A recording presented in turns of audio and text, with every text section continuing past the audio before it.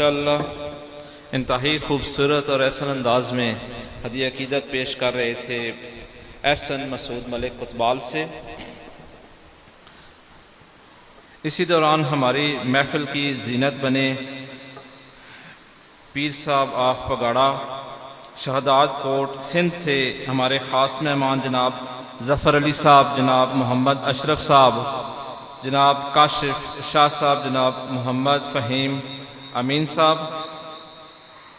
اس کے علاوہ استاذ گرامی قاضی محمد رفیق صاحب تشریف لائے اور خلیفہ مجاز دربار عالیہ موڑا شریف جناب مدثر علی ہارونی صاحب، حافظ امیر افضل ہارونی صاحب، جناب محمد علی صاحب اور جناب حافظ عبدالوحید صاحب۔ ان احباب کو مدرسہ اسلامیہ ضیاء القرآن کی انتظامیہ کی جانب سے ویلکم اور خوش آمدید۔ حق کو نور کی تاثیر عطا ہو جائے، حق کو نور کی تاثیر عطا ہو جائے، قد میرا آپ کی نسبت سے بڑا ہو جائے۔ عشق ہوں مثل صدف جب ہو ثنائے احمد، چشم بینا کا یوں ہی قرض ادا ہو جائے۔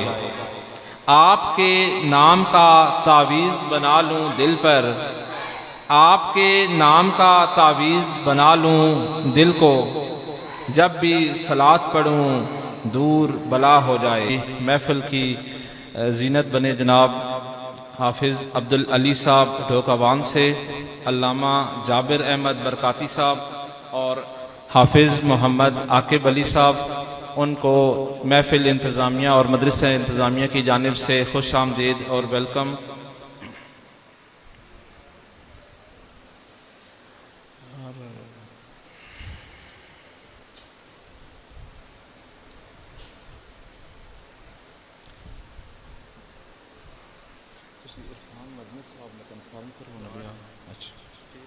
ٹھیک ہے جی، ٹھیک ہے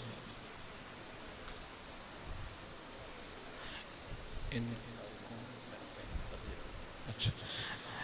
قاری محمد طفیل صاحب فتح جنگ سے اساتذہ تشریف لائے، ان کو محفل انتظامیہ اور مدرسہ انتظامیہ کی جانب سے خوش آمدید اور ویلکم۔ حضور آپ کی تشریف آوری کا شکریہ کہ آپ نے اپنی گوناہ گوں مصروفیات میں سے انتہائی قیمتی وقت نکالا اور آج کی اس پرنور محفل کو رونق بخشی۔ کوئی مجھ سے پوچھے مقام محمد، کوئی مجھ سے پوچھے مقام محمد، میری زندگی ہے غلام محمد۔ یقیناً وہ قسمت کے ہیں شہزادے جو پیتے ہیں ہر وقت جام محمد۔